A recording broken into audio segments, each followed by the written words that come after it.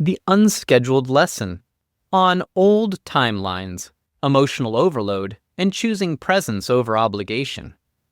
Dream Retelling. There's a small puppy stuck in a pipe nearby. My former wife considers taking it in as a stray, but I don't really want to. I joke about fleas and remind her that we already have a couple of dogs. She prepares dinner, and just as we're about to sit down, plates loaded with generous piles of mashed potatoes, there's a knock at the door.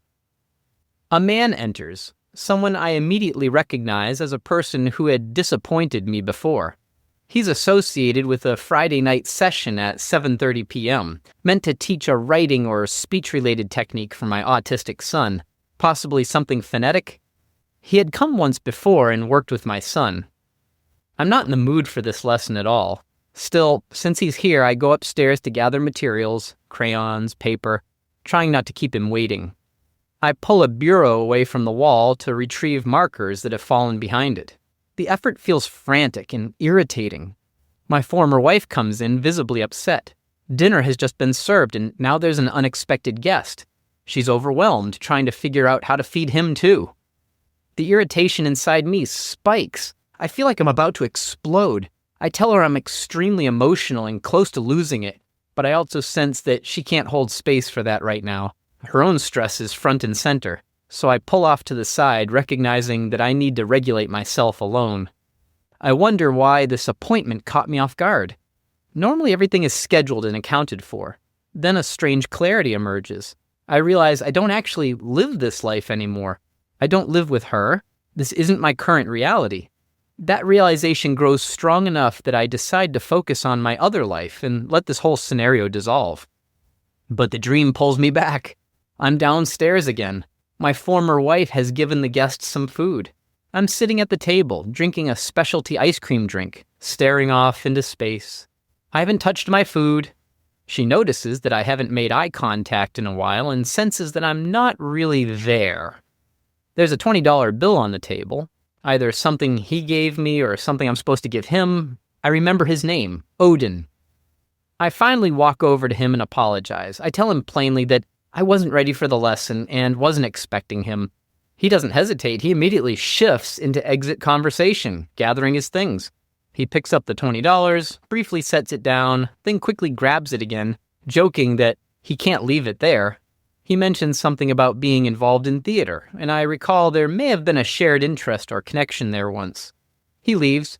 I wonder if he even wanted to be there in the first place, as if the whole visit was inconvenient for both of us. Afterward, my former wife comments that she thought something about him the day before, possibly that he'd had an affair, but she trails off. I wait. Then I ask a gentle question to invite her to continue. She seems mildly irritated, as though now she has to explain. But instead of listening, I wander over to a planter with lettuce growing in it and comment on that instead, abruptly changing the subject. There's something quietly amusing about it. How the conversation is set up, then abandoned. How attention shifts away from emotional bait towards something neutral and alive. Vibration interpretation. This dream reflects the friction between old obligations and present alignment. The unexpected visitor symbolizes unfinished contracts, roles, responsibilities, and emotional patterns that once made sense, but no longer fit the current self. The repeated sense of being pulled back into a reality already outgrown highlights how old timelines can persist energetically even after conscious separation.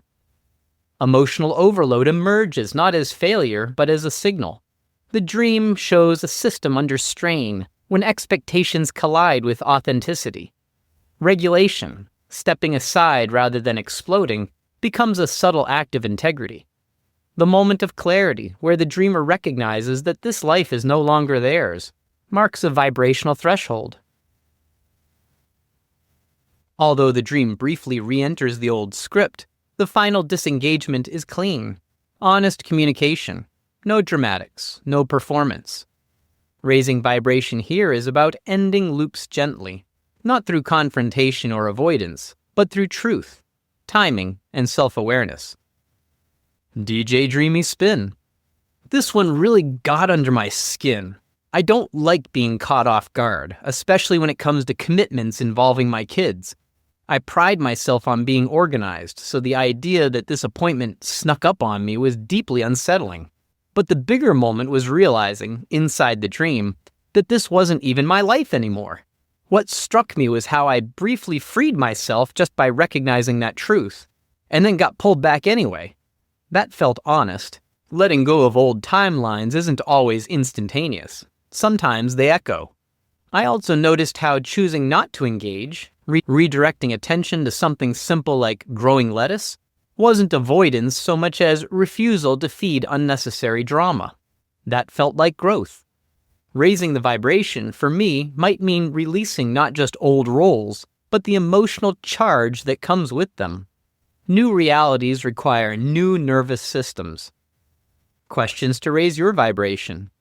What obligations persist emotionally even after they no longer exist in reality?